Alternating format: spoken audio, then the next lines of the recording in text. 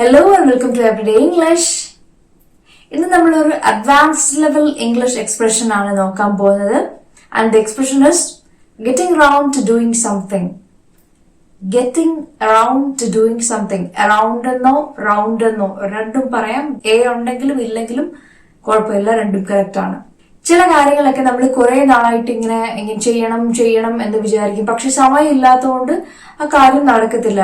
For example, എന്തെങ്കിലും ഒരു നല്ല മൂവി, ഭയങ്കര റേറ്റിംഗ് ഒക്കെ ഉള്ള മൂവി, അത് കാണണം എന്ന് കുറെ നാളായിട്ട് വിചാരിക്കും. അവസാനം നമുക്ക് അത് കാണാനായിട്ട് ഒരു ചാൻസ് കിട്ടുമ്പോഴേക്കും, കുറച്ച് ടൈം കിട്ടുമ്പോഴേക്കും നമുക്ക് പറയാം, finally I am getting around to doing that.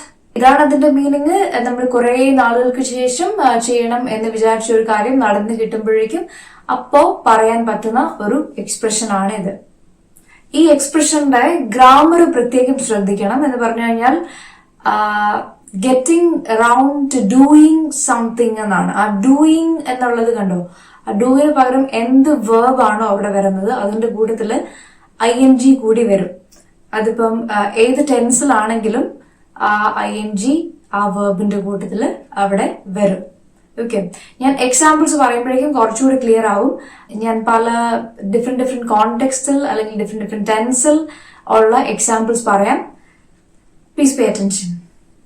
Finally, you two are getting around to walking down the aisle. Congratulations, I'm so happy for you.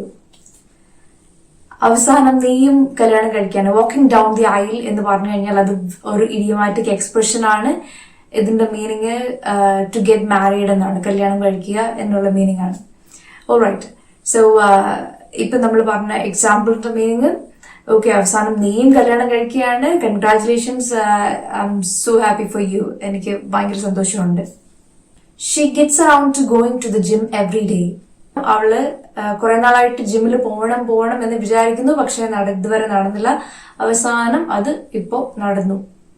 ഞാൻ ഈ പറയുന്ന ഓരോ എക്സാമ്പിളും ഓരോ ടെൻസിലാണ് സെറ്റ് ചെയ്തിരിക്കുന്നത്. അതുകൊണ്ട് എല്ലാ എക്സാമ്പിളും കേൾക്കുന്നതാണ്. I would recommend you to listen to all the examples. Alright, another example. I'm sure that I'll get around to doing something creative next month when you guys will be gone.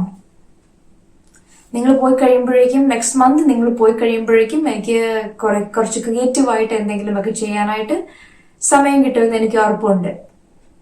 They have been asking me for a feedback session of their IELTS speaking.